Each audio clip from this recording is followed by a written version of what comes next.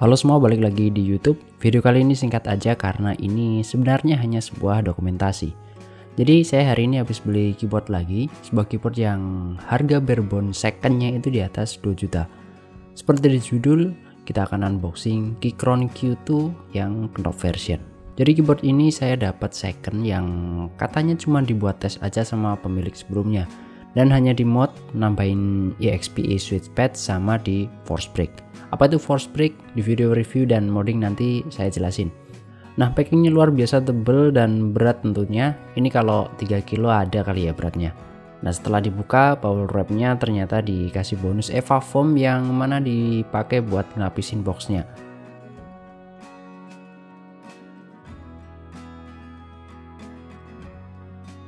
Nah, ini dia boxnya, berat dan kelihatan premium banget. Ini adalah Keychron Q2 yang Knop version, jadi di boxnya ada tulisannya.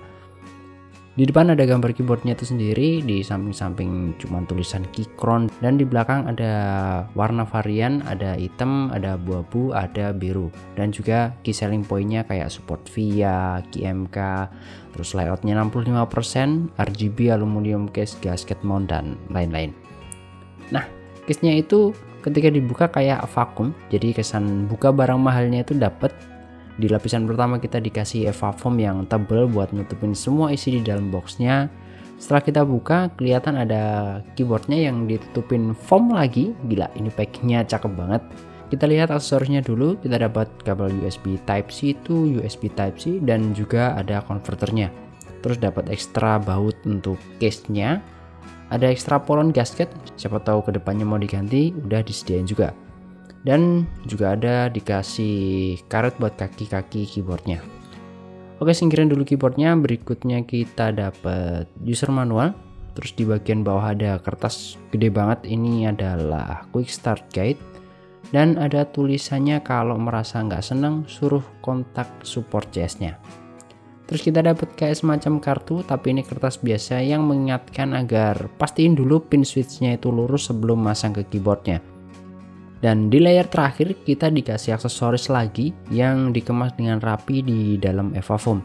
Kita dapat obeng buat buka stabilizernya mungkin, terus ada kunci L buat buka baut casingnya, ada keycap spooler yang model wire, terus terakhir dapat switch spooler juga. Nah, kita barisin dulu, nanti terakhir kita lihat keyboardnya kayak apa. Wait, tak barisin dulu ya.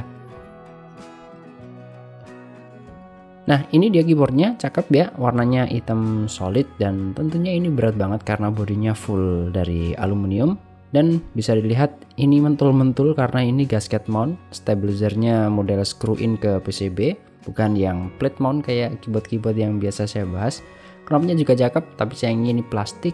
Dan di bagian belakang bautnya warnanya emas. So ya gitu aja video unboxingnya. Thanks sudah nemenin unboxing. Kita ketemu di video review dan moddingnya kalau perlu di modding. Bye bye.